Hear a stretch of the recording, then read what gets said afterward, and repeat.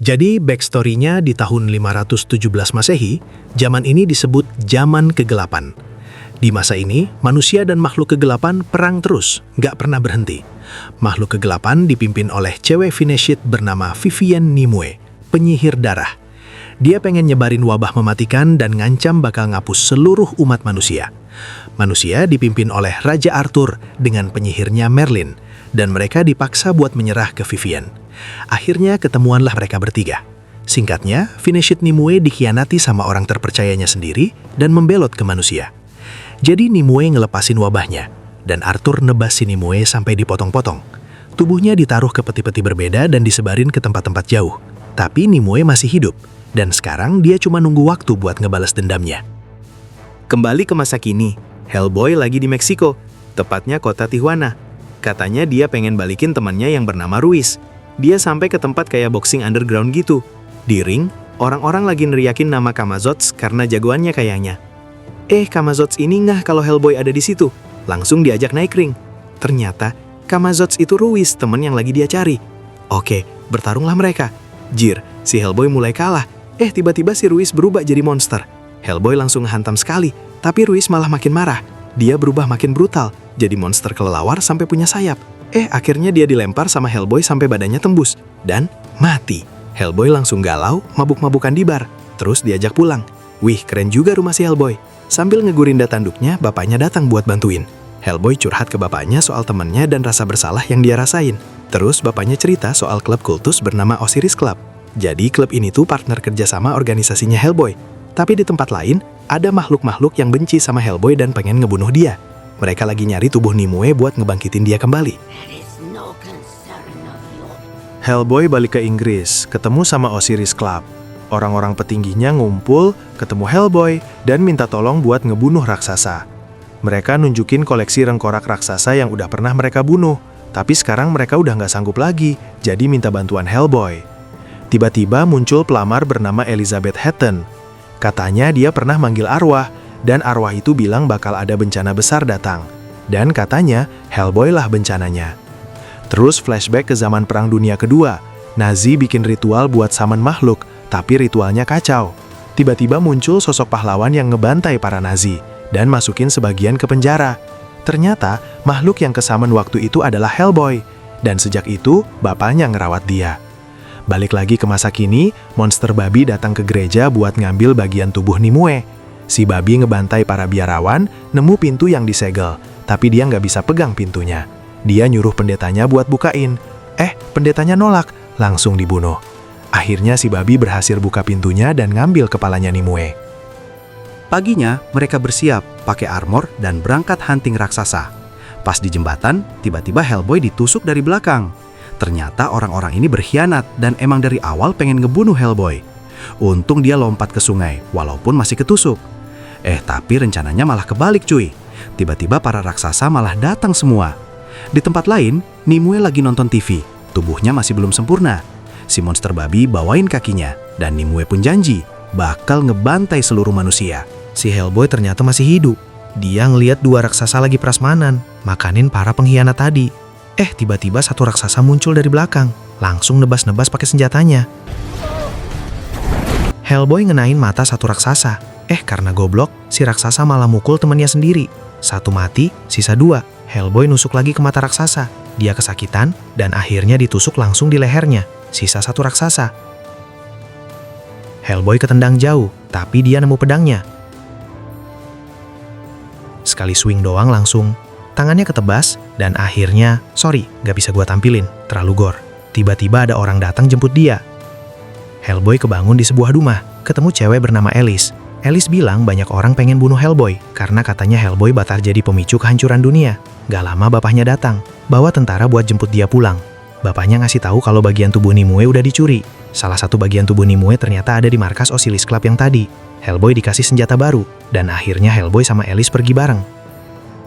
Alice ngerasa bakal ada hal buruk kejadian. Hellboy langsung meluncur. Alice dengar kayak suara teriakan. Pas nyampe, Osiris Club udah kacau. Diacak-acak, banyak orang terbunuh. Lady Hatton terkapar di lantai. Alice bangunin Mbak Hatton. Tiba-tiba makhluk mirip Hatton keluar dari mulut Alice. Aneh banget, Jir. Oke lanjut. Hatton bilang Nimue udah balik, dan umat manusia bakal musnah. Katanya lagi kalau Nimue udah utuh sepenuhnya, takdir Hellboy bakal terungkap. Si monster babi ternyata udah di situ. Ketemu Hellboy, langsung berantem. Dan ternyata Nimue juga ada di sana. Jir, si Finesit Nimue malah ngegoda Hellboy, diajak yang aneh-aneh gitu. Hehe, Hellboy cerita soal Gruaga. Katanya waktu Alice masih bayi, makhluk ini hobi culik bayi. Hellboy ngasih besi ke bayi itu. Bayinya nangis, malah berubah jadi babi. Si babi kabur lewat corong asap. Hellboy ngancem bakal balikin bayinya. Dan akhirnya, ya, dibalikin juga. Ritual penggabungan tubuh Nimue akhirnya dijalanin. Semua badannya dijahit balik. Si babi ngaku kalau dia dendam sama Hellboy gara-gara kejadian dulu. Nimue pun bangkit utuh. Dan dia bilang, dia butuh Hellboy. Hellboy masuk ke ruang rahasia. Di situ udah ada bapaknya. Hellboy bilang kalau orang-orang Osiris Club udah mati semua. Ternyata orang yang dari tadi nemenin Hellboy ini punya rencana lain, yaitu ngebunuh Hellboy. Sementara itu orang-orang lain lagi nyusun rencana buat ngebunuh Nimue. Hellboy punya keinginan biar monster-monster kayak dia bisa hidup bebas, nggak dipersekusi. Dia mulai mempertanyakan dirinya sendiri, ngerasa cuma dijadiin senjata. Hellboy marah dan pergi. Dia naik lift. Liftnya macet. Malah turun terus, sampai jatuh kenceng banget. Hellboy nyampe di tempat aneh. Ada rumah yang punya kaki. Hellboy masuk ke rumah itu dan ketemu Baba Yaga, makhluk perempuan tua aneh. Hellboy langsung kelihatan jijik. Baba Yaga bilang semua ini gara-gara Hellboy. Dia nyuruh Hellboy duduk buat makan. Pas pancinya dibuka, isinya sup manusia. Baba Yaga pengen mata Hellboy. Katanya cantik kayak kuning kencing. Hellboy sama Baba Yaga cipokan buat tanda janji. Anjir, WKWK. Abis itu Hellboy langsung suram, kayak abis dicium iblis. Akhirnya Hellboy disuruh pergi ke Pendelfield, bukit yang sama kayak di awal film. Hellboy sampai pengen muntah. Baba Yaga malah marah dan mau ngebunuh Hellboy. Untung Hellboy masih kuat. Tapi sebagai gantinya, Hellboy dikutuk. Dia bakal ngelihat orang-orang yang dia sayang menderita dan mati. Hellboy akhirnya jatuh keluar dari rumah itu. Helikopter berangkat ke Pendle Hill. Bapak pilot sempat cerita soal luka di mukanya. Katanya itu bekas diserang monster. Helikopter mendarat dan Nimue udah ada di situ bareng si babi. Di perjalanan, tiba-tiba mereka diganggu mayat hidup. Nimue mulai ngambil balik darahnya yang ada di pohon di bukit itu. Dan akhirnya Nimue balik ke form prime-nya. Para monster pada datang buat ngehormatin dan ngerayain kedatangan Nimue. Mereka senang banget dengar ceramahnya. Tiba-tiba Nimue ditembak Hellboy di kepalanya. Anggota lain masih kerepotan diganggu makhluk-makhluk aneh. Alice baru nyadar kalau dia punya kemampuan. Si babi dari tadi bacot mulu, ngeselin Jir. Nimue akhirnya berhadapan langsung sama Hellboy. Nimue berusaha meyakinkan Hellboy buat jadi rajanya, tapi Hellboy tetap nolak. Alice kesakitan parah, dan bawahan Nimue nawarin bantuan. Mereka nyuruh Alice ke satu tempat penyihir Merlin berada. Merlin kondisinya udah kayak mayat hidup. Dia ngeluarin benda misterius, dan akhirnya Alice sembuh. Hellboy sama Merlin ngobrol empat mata. Merlin ceritain soal keturunan Raja Arthur yang menikah dengan iblis. Si perempuan itu dibawa ke neraka pas mau melahirkan, dan anaknya bernama Anung Unrama. Itu adalah nama asli Hellboy. Jadi ternyata Hellboy keturunan Raja Arthur. Merlin nyuruh Hellboy nalik pedang dari batu, yaitu Excalibur. Hellboy mulai ngeliat sosok asli dirinya, tapi dia nggak mau ngambil pedang itu. Dan akhirnya, Merlin mati. Sementara itu, Nimue udah nyebarin wabahnya ke seluruh Inggris, bikin bapaknya Hellboy khawatir berat. Nimue datang ke kantor bapaknya Hellboy. Hellboy langsung balik ke sana. Tapi pas nyampe, orang-orang udah pada mati semua. Bapaknya nggak ada. Kondisi Inggris udah kacau parah. Di tempat itu, Hellboy disambut lagi sama si babi. Tapi sekarang dia udah di-buff 2 kali. Hellboy sama si babi langsung berantem. Dan si babi marah banget. Tentara yang tadi malah berubah jadi monster macan dan langsung nyerang si babi. Hellboy sama si macan team up lawan si babi. Si babi ternyata kuat juga, susah matinya. Untungnya Nimue datang, dan dia malah ngebikin si babi meledak. Nimue masih terus meyakinkan Hellboy. Akhirnya Hellboy ketemu lagi sama pedang itu. Dan di saat yang sama, Nimue ngebunuh bapaknya Hellboy. Hellboy pun akhirnya narik pedang Excalibur.